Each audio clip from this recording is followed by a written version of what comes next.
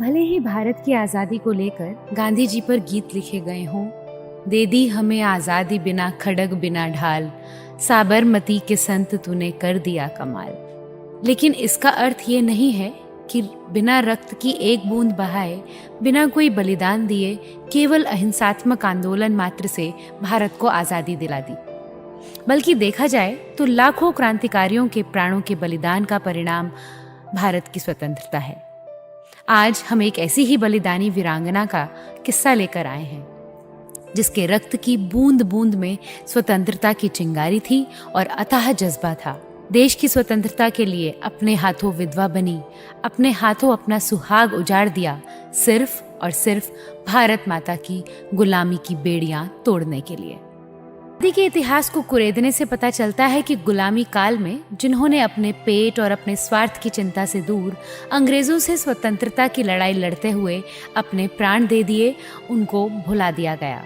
और जिन्होंने अंग्रेजों के साथ उनके महलों में लंच डिनर किया, उनके साथ हवाई जहाज पर घूमे, आज़ादी के नाम पर जिन लोगों ने लाठी तो छोड़िए, तबीयत से एक पत्थर भी अंग्रेजों की तरफ कभी नहीं उछाला, उन्हीं दो चार लोगों को भारत के बापू, चाचा, गुरुदेव और मदर आदि जैसे नामों से नवाजा गया। इसी के विपरीत भारत की आज़ादी के लिए अपना सब कुछ दांव पर लगाने वालों को कहीं गुमनामी की मौत मिली, तो कहीं आज़ादी के बाद सड़कों पर फूल बेचकर अपना जीवन बिताने की विवशता। इन्हीं गुमनाम महान क्रांतिकारियों में से एक महिला क्रांतिकारी थी नीरा आर्या। नीरा का जन्म 5 मार्च 1902 तत्कालीन संयुक्त प्रांत के मेरठ जिले के खेकड़ा गांव में हुआ था। वर्तमान में खेकड़ा भारत के उत्तर प्रदेश राज्य में बागपत जिले का एक कस्बा है। आज़ादी के बाद नीरा जी का जीवन सड़क किनारे फूल बेचते हुए बीता। नीरा आर्या की कहानी रूह को कपाने वाली है। नीरा आर्या और उनके भाई वसंत कुमार दोनों ही आजाद हिंद फौज के सिपाही थे। नीरा आर्या का पूरा जीवन संघर्ष, थ्रिल और सस्पेंस का मिश्रण है। नीरा आर्या एक महान देशभक्त, क्रांतिकारी, जासूस, संवेदनशील लेखक, जिम्मेदार नागरिक, साहसी और स्वाभिमानी महिला थी, जिन्हें गर्व और गौरव के साथ याद किया जाता है। नीरा आर्या ने नेताजी सुभाष चंद्र बोस के प्राणों की रक्षा के लिए सेना में भर्ती अपने अफसर जयकांत दास की हत्या कर दी थी। मौका देखकर जयकांत दास ने सुभाष चंद्र बोस पर गोलियां दागी, लेकिन वो गोली सुभाष बाबू के ड्राइवर को जा लगी। लेकिन इसी दौरान नीरा आर्या ने अपने पति जयकांत दास के पेट पर खंजर घोंपकर हत्या कर दी और सुभाष बाबू के प्राणों की रक्षा की। अपने पति की हत्या करने के कारण सुभाष बाबू ने नीरा आर्या को नागिन नाम दिया। आज़ाद हिंद फौज के समर्पण के बाद जब दिल्ली के लाल किले में मुकदमा चला, तब आज़ाद हिंद फौज के सभी सिपाही बरी कर दिए गए, लेकिन नीरा आर्या को अपने अंग्रेज अफसर पति की हत्या के आरोप में काले पानी की सजा सुनाई गई तथा उन्हें घोर यातनाएं दी गईं। नीरा लिखती हैं कि जब कोलकाता जेल में थी तो हमारे रहने का स्थान वे ही कोठरियां थी जिनमें अन्य महिला राजनीतिक अपराधी या तो रही थी या रहती थी। हमें रात के 10 बजे कोठरियों में बंद कर दिया गया और चटाई कंबल आदि का नाम भी सुनाई नहीं पड़ा। मन में चिंता होती थी कि क्या इसी प्रकार की स्वतंत्रता गहरे समुद्र में अज्ञात द्वीप में मिलेगी, कि अभी से ओढ़नी अथवा बिछौने का ध्यान छोड़ने की आवश्यकता आ पड़ी है।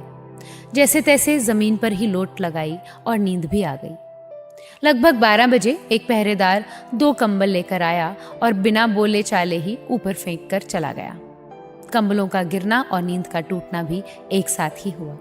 बुरा तो लगा, परंतु कंबलों को पाकर संतोष भी आ ही गया।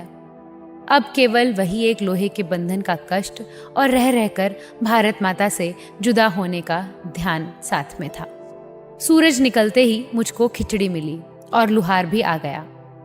हाथ की सांकल काटते समय थोड़ा सा चमड़ा भी कटा, परंतु पैरों में से आड़ी बेड़ी काटते समय केवल 2-3 बार हथौड़ी से पैरों की हड्डी को जांचा कि कितनी मजबूत है।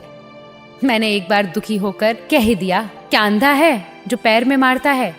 पैर पर क्या, हम तो दिल में भी मार देंगे, क्या कर लोगी? उसने मुझे कहा। बंधन में हूं, तुम्हारा कर भी क्या सकती हूं। फिर मैंने उनके ऊपर थूक दिया था कि औरतों की इज्जत करना सीखो। जेलर भी साथ थे तो उसने कड़क आवाज में कहा, तुम्हें छोड़ दिया जाएगा यदि तुम बता दोगी कि तुम्हारे नेताजी सुभाष कहाँ हैं। वे तो हवाई दुर्घटना में चल बसे, मैंने जवाब दिया। सारी दुनिया जानती है नेताजी जिंदा हैं। झूठ बोलती हो तुम कि हवाई दुर्घटना में मर गए, जेलर ने कहा। हाँ, नेताजी जिंदा हैं। तो कहाँ हैं? मेरे दिल में जिंदा हैं वे। जैसे ही मैंने कहा तो जेलर को गुस्सा आ गया और बोले, तो तुम्हारे दिल से हम नेताजी को निकाल देते हैं। और फिर उन्होंने मेरे आंचल पर ही हाथ डाल दिया और मेरी आंगी को फाड़ते हुए फिर लुहार की ओर संकेत किया।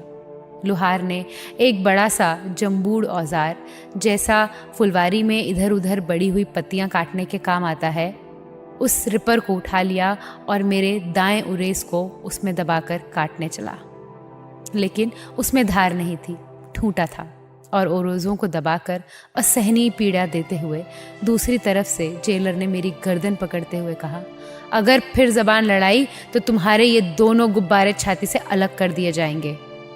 उसने फिर चिमटानुमा हथियार मेरी नाक पर मारते हुए कहा, शुक्र मानो महारानी विक्टोरिया का, इसे आग में नहीं तपाया।